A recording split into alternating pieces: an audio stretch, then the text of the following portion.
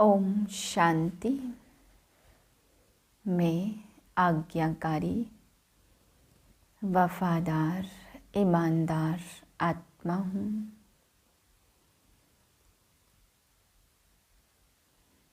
परमात्मा आज्ञाकारी आत्मा हूँ।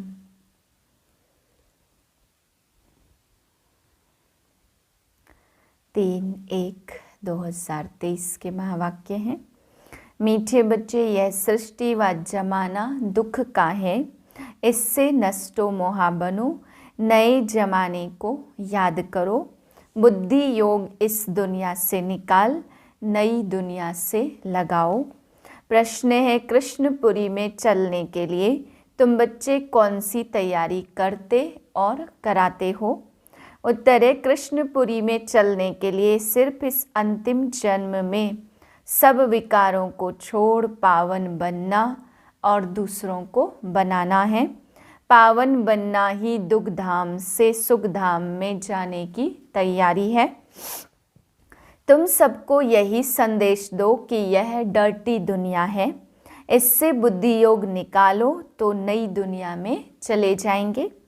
गीत है, मुझको सहारा देने वाले, ये दिल करे तेरा शुक्रिया। ओम शांति। इस गीत में बच्चे कहते हैं कि बाबा, बच्चों की बुद्धि चली जाती है बेहद के बाप की तरफ। जिन बच्चों को अब सुख मिल रहा है अथवा सुख धाम का रास्ता मिल रहा है, समझते हैं बरोबर बाप स्वर्ग के 21 जन्मों का सुख देने आया है। इस सुख की प्राप्ति के लिए स्वयं बाप आकर के शिक्षा दे रहे हैं, समझा रहे हैं कि यह जो जमाना है अर्थात इतने जो मनुष्य हैं वे कुछ भी दे नहीं सकते। यह तो सब रचना है ना, आपस में भाई बहन है, तो रचना एक दो को सुख का वर्षा कैसे दे सकते? सुख का वर्षा देने वाला जरूर एक रचयिता बाप ही होगा। इस जमाने में ऐसा कोई मनुष्य नहीं जो किसको सुख दे सके। सुखदाता सदगति दाता है ही एक सतगुरु। अब सुख कौन सा मांगते हैं, यह तो सभी भूल गए हैं कि स्वर्ग में बहुत सुख थे और अभी नरक में दुख हैं। तो जरूर सभी बच्चों पर मालिक को ही तरस पड़ेगा।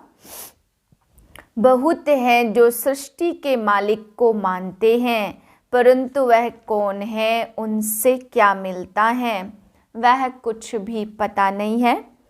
ऐसे तो नहीं मालिक से हमको दुख मिलता, याद करते ही हैं उनको सुख शांति के लिए। भक्त भगवान को याद करते तो जरूर प्राप्ति के लिए, दुखी हैं तब सुख शांति के लिए याद करते हैं, तो बेहद का सुख देने वाला एक है। बाकी हद का अल्पकाल सुख तो एक दो को देते ही रहते हैं, वह कोई बड़ी बात नहीं है। भक्त सभी पुकारते हैं एक भगवान को, जरूर भगवान सबसे बड़ा है, उनकी महिमा भी बहुत बड़ी है, तो जरूर बहुत सुख देने वाला होगा।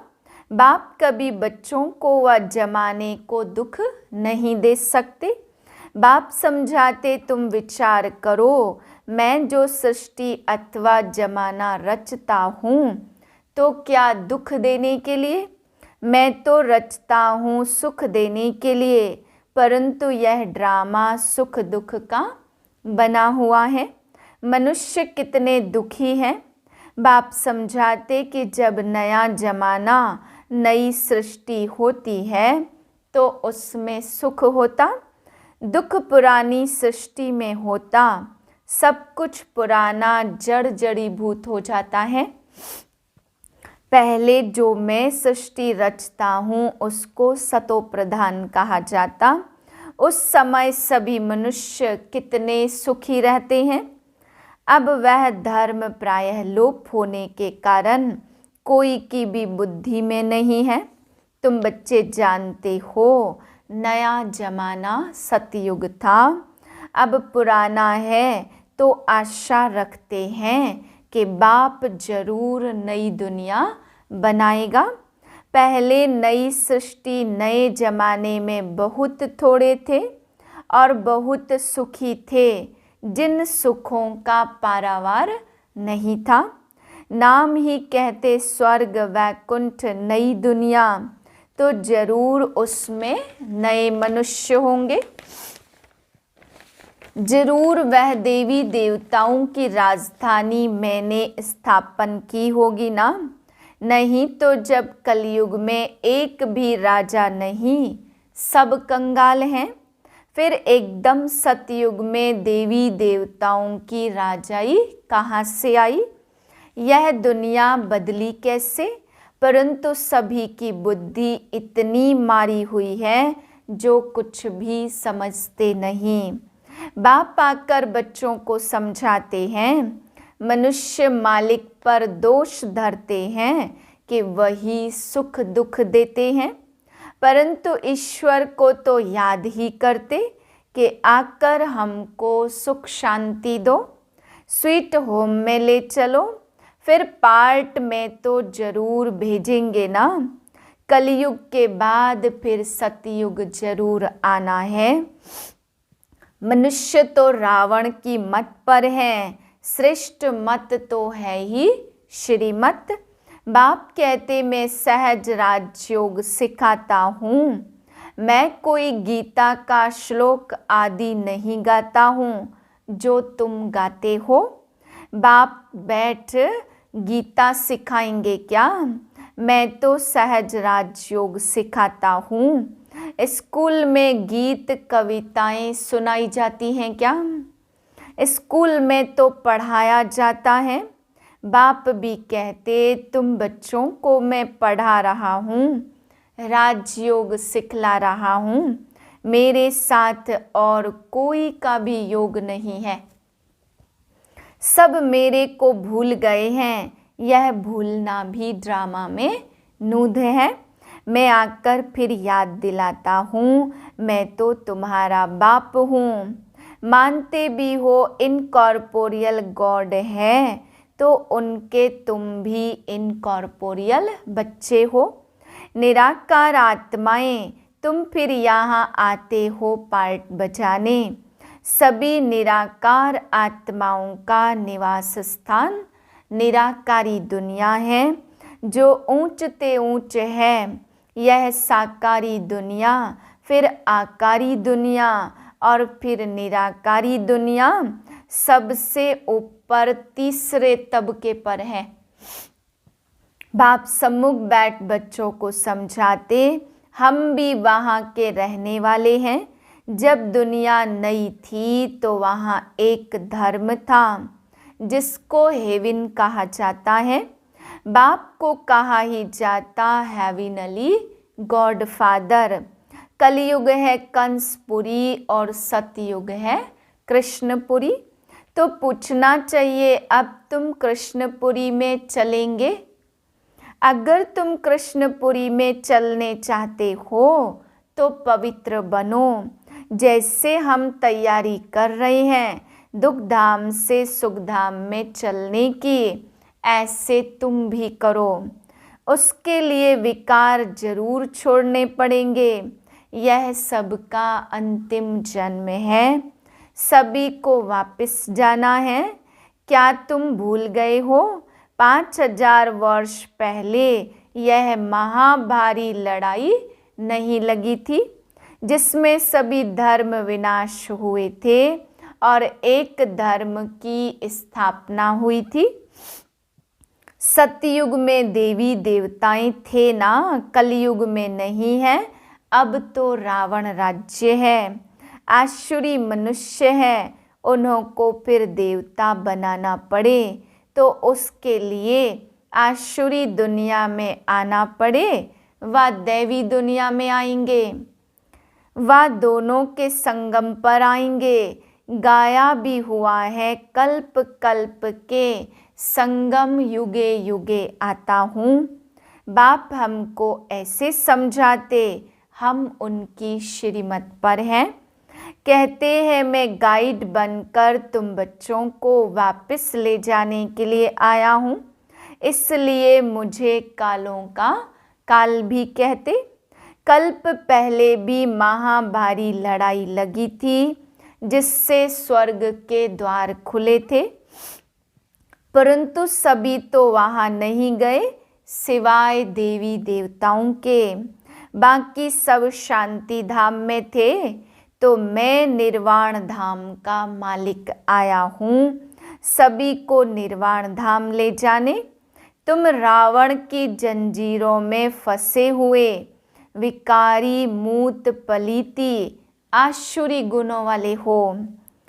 काम है नंबर 1 डर्टी, फिर क्रोध लोभ नंबरवार डर्टी है, तो सारी दुनिया से नष्टो मोहा भी होना है, तब तो स्वर्ग चलेंगे।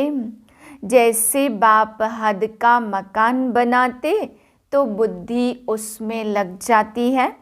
बच्चे कहते बाबा इसमें यह बनाना, अच्छा मकान बनाना।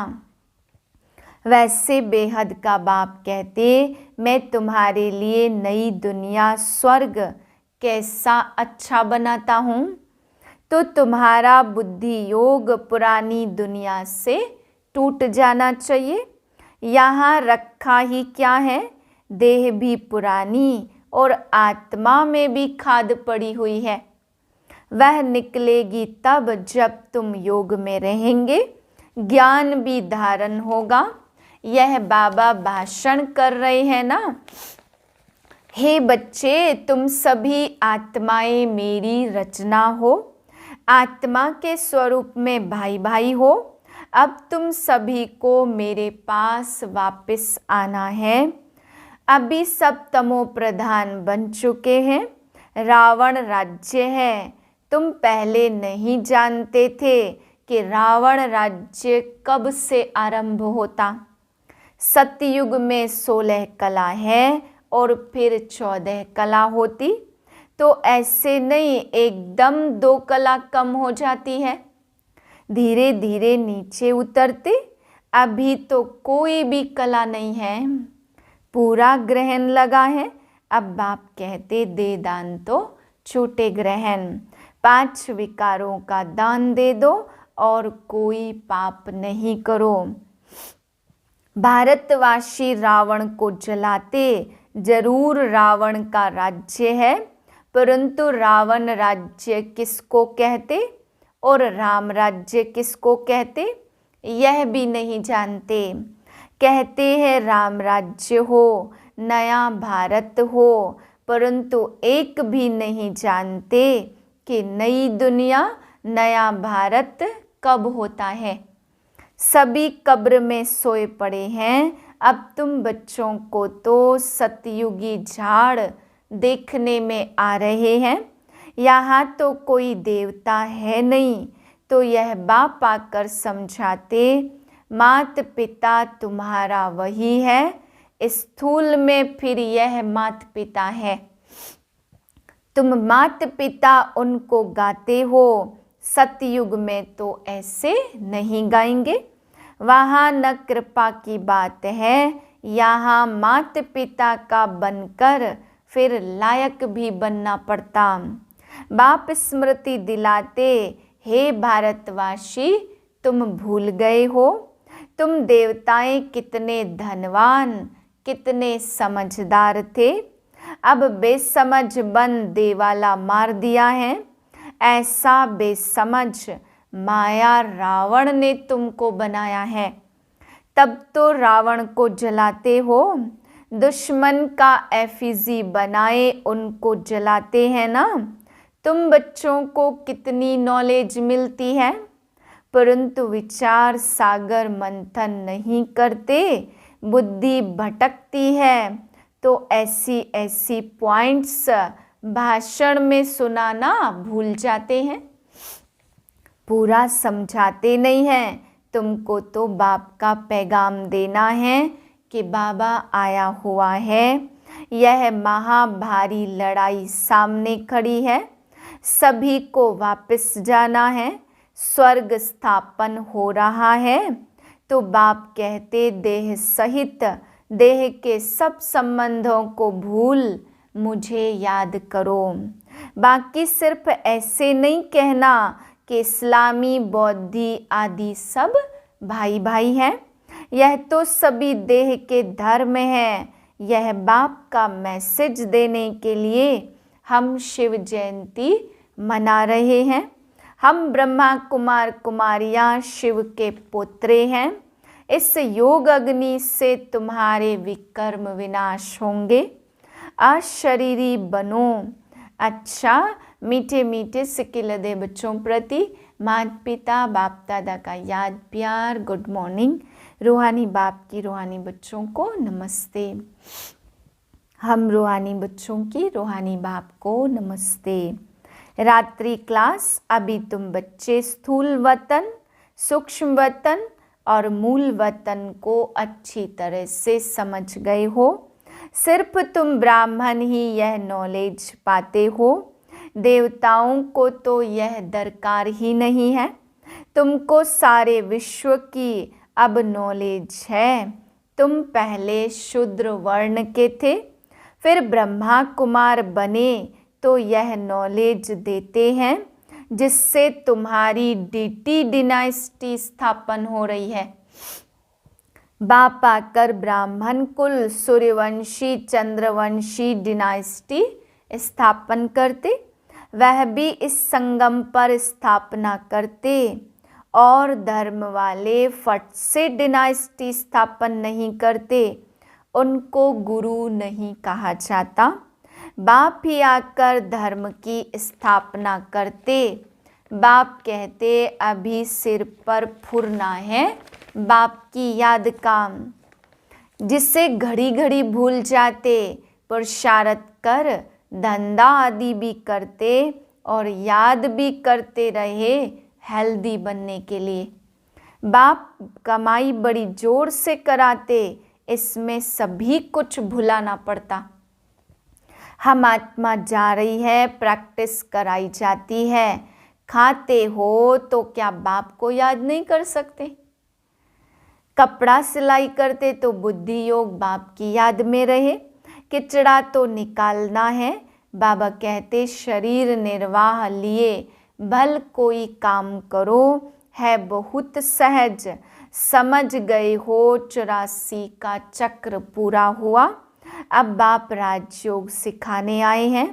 यह वर्ल्ड की हिस्ट्री ज्योग्राफी इस समय रिपीट होती है। कल्प पहले जैसे ही रिपीट हो रही है। रिपीटेशन का राज भी बाप ही समझाते हैं। वन गॉड वन रिलीजन भी कहते, वहाँ ही शांति होगी। वह है अद्वैत राज्य। द्वैत माना आसुरी रावण राज्य। वह है देवता, यह है दैत्य।